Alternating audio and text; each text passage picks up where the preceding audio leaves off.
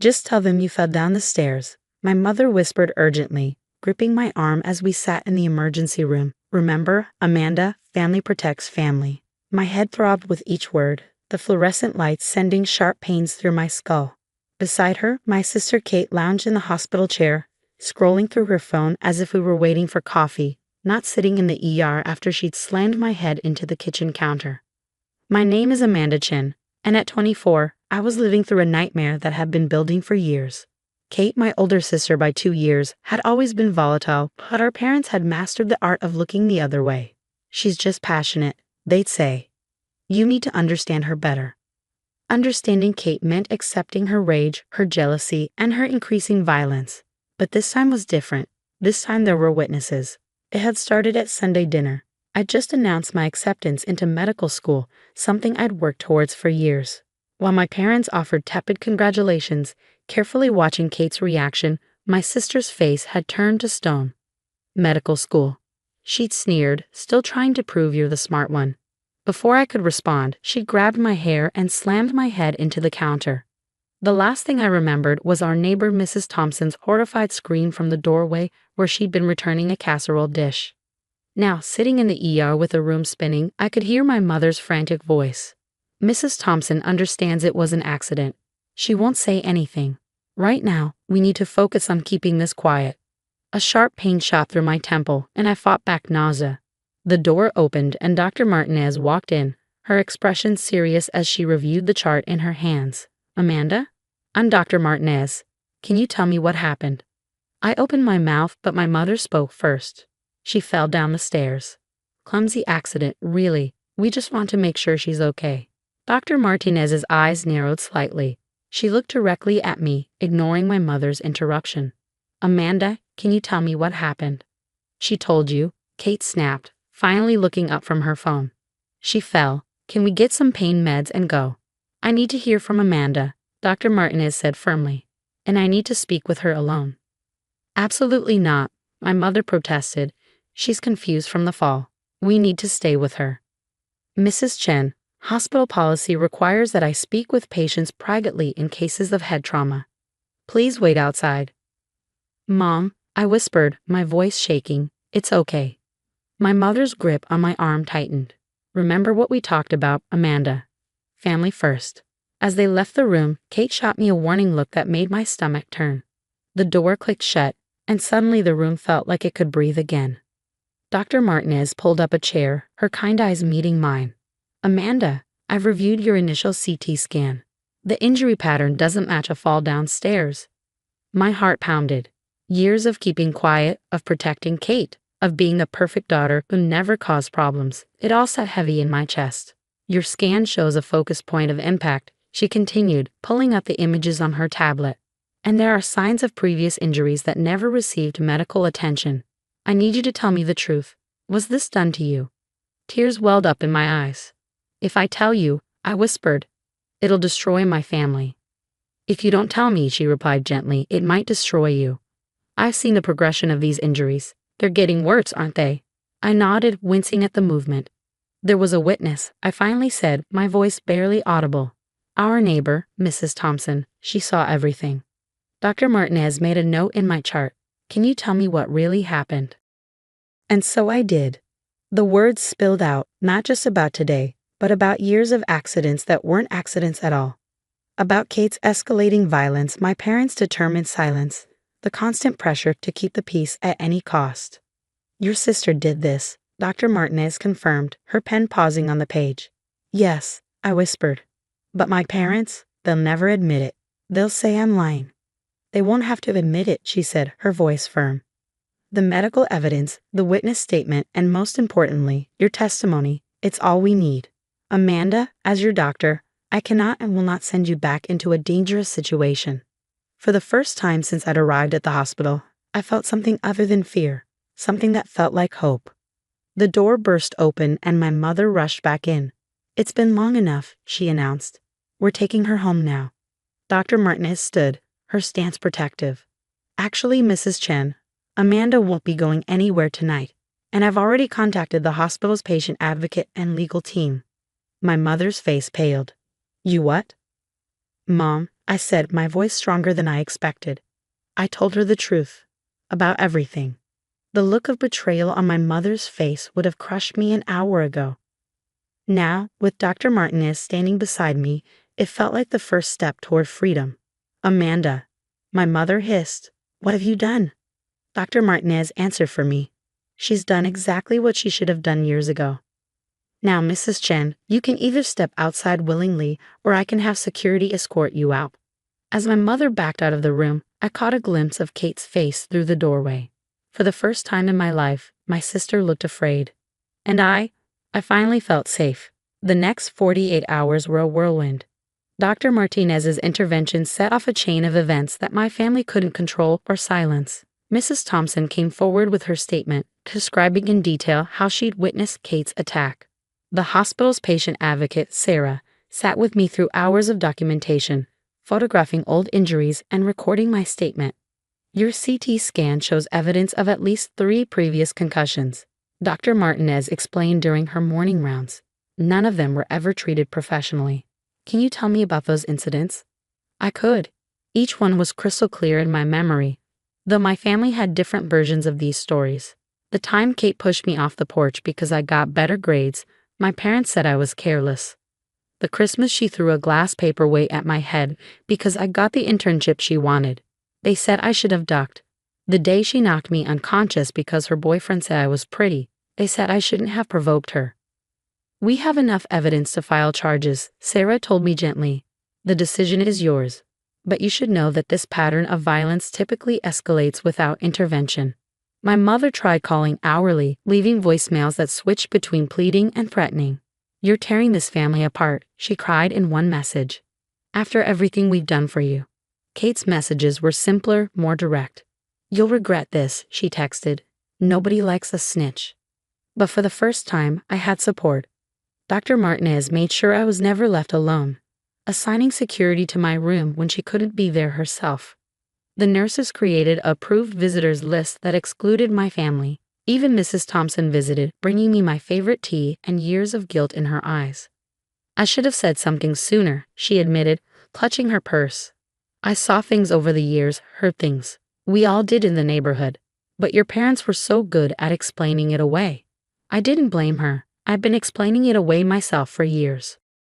The police came to take my statement, and Detective Lisa Morgan listened without judgment as I recounted years of abuse.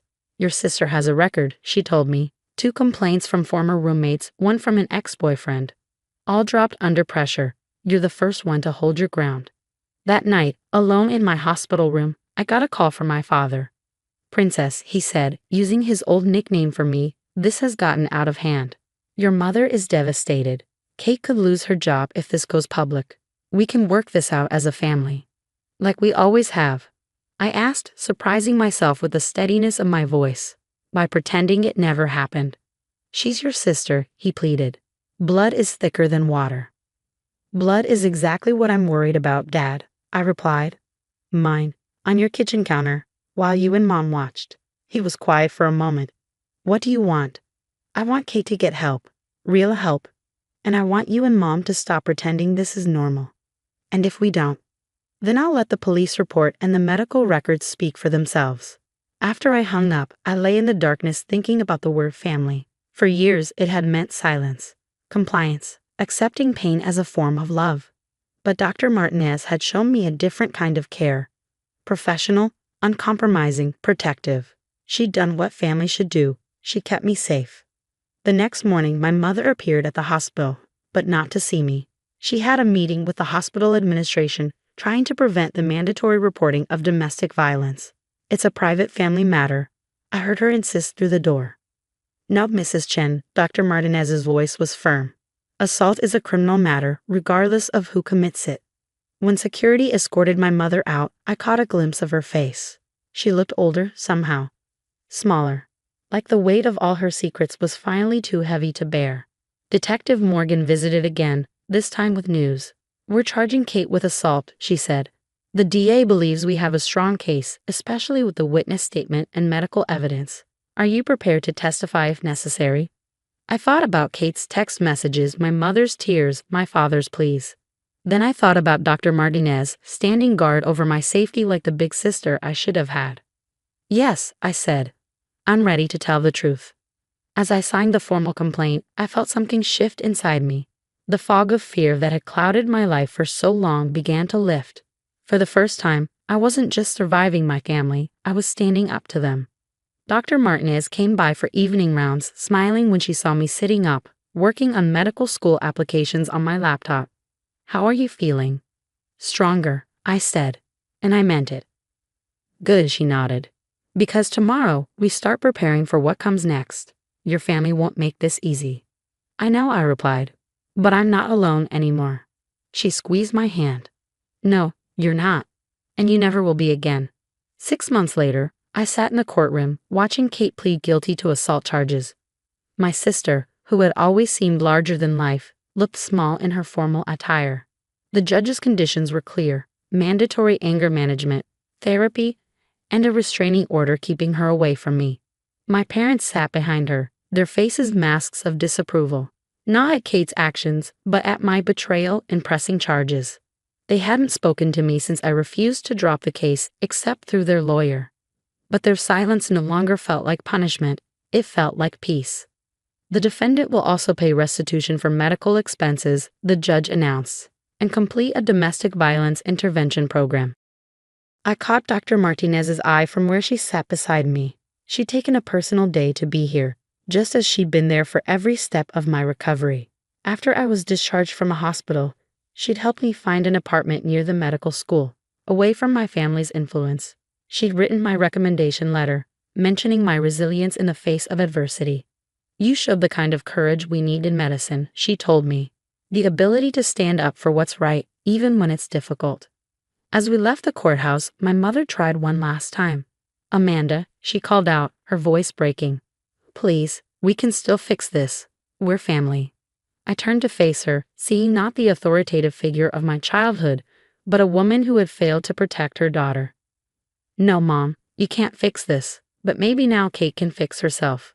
My father stood silently behind her, his face unreadable. Kate was already being led away by her lawyer, her back straight, her steps measured. I wondered if she was finally understanding the consequences of her actions.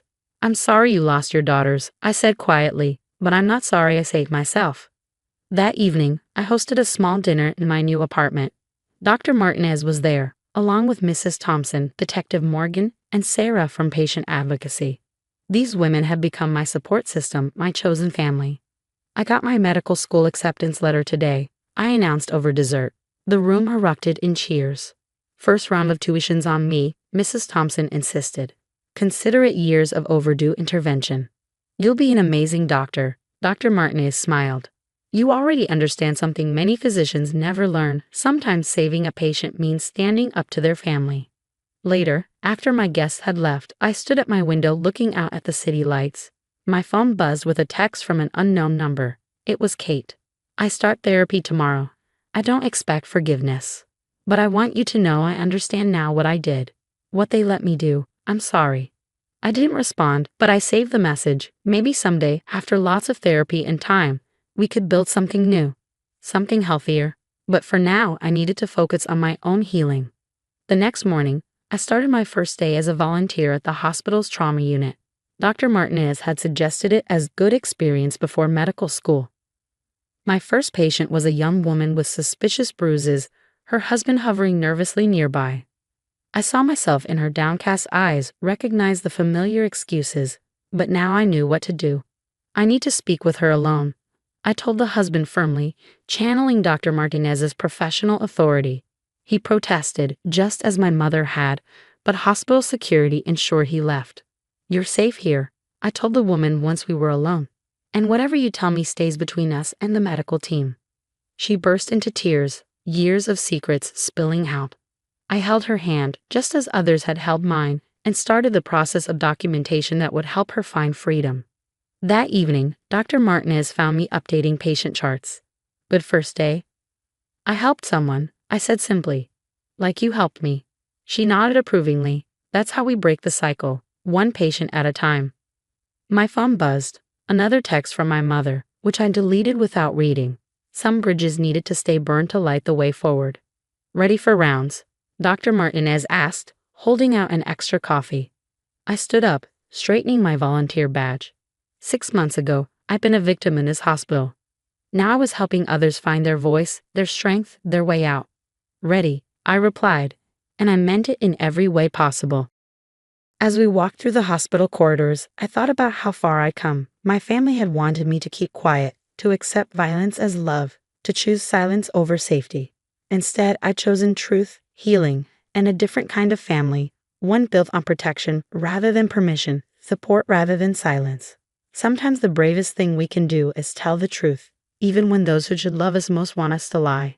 My truth had cost me my family, but it had given me something far more valuable: myself. And that was worth everything.